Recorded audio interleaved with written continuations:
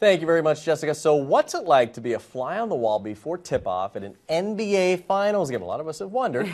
Monica actually got to do just that. I'm going to show you the surprising secrets that go into getting everything ready for the fans even before the doors open. Okay, as you can see, the doors are still locked on the AT&T Center here, but fans are already outside getting ready for Game 4, the big game with the Spurs and the Heat tonight. And we wanted to bring you inside the AT&T Center for a little perspective, sort of like a fly on the wall. What really happens to get prepped for the NBA Finals? All right, we're with the Director of Game Operations, Chris Garcia is here. Chris, you've been to a few Finals games. How is this one different for you this time? The excitement is always great. They just get bigger and bigger each and every time. It never gets old. It's always such a joy and pleasure to see the city come together, and it's just a great experience. Well, we're trying to be the flies on the wall. You know, the fans don't get to get in here this early. What does it take to really prep for a game like this?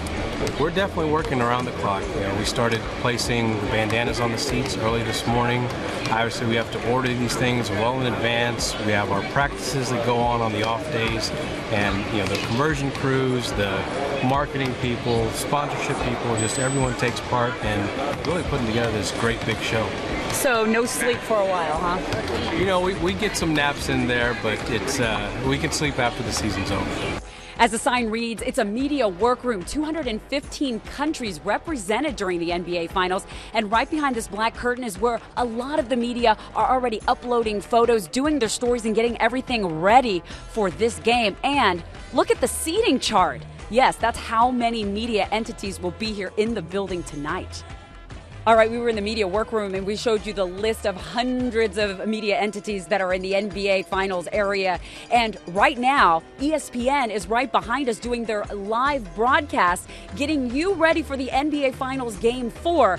And it's hard to believe that it's hours away, but inside the building, there's a lot of stuff already going on. I get a chance to sit down in the seats and take a break, but the ladies behind me, nope, they're working, getting ready for tonight's game. They're here early. Let's check it out. If you're gonna play in Texas, you gotta have a fiddle in the band. That lead guitar is hot, but not for Louisiana man. So rosin up that bowl for faded love, and let's all dance. If you're gonna play in Texas, you gotta have a fiddle in the band.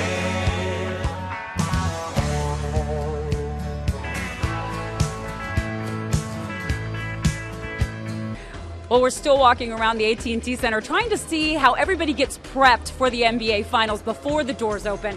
It says authorized personnel only, but let's see if they'll let us in. Let's check out what's behind this door. I bet you don't get to see this very often. This is the area where they actually prep all the cameras that you're going to see out on the court. So when you are looking at the lighthouse and the silver dancers are dancing, or you see any of the graphics that are up there, this is the actual area that takes care of all of that and makes sure it works to its capacity. Right now, you see the junior silver dancers are on the court, and you can see them up on the lighthouse. And this is where it all happens when the open, with the graphics, you name it. This is the central nervous system of what happens at the NBA Finals. We've been looking around the AT&T Center and we found it, the Larry O'Brien Trophy. This is the one we're hoping to add to the case out here at the AT&T Center. Let's make it 5. Whew. All right. I did work up a sweat here at the AT&T Center. I'll tell you, it was fun to go behind the scenes and show you all we could. And of course, now I get to relax just like you to watch the game, and you know what happens next. Parker's going to have to put it up, flips it up, off the pass, and in.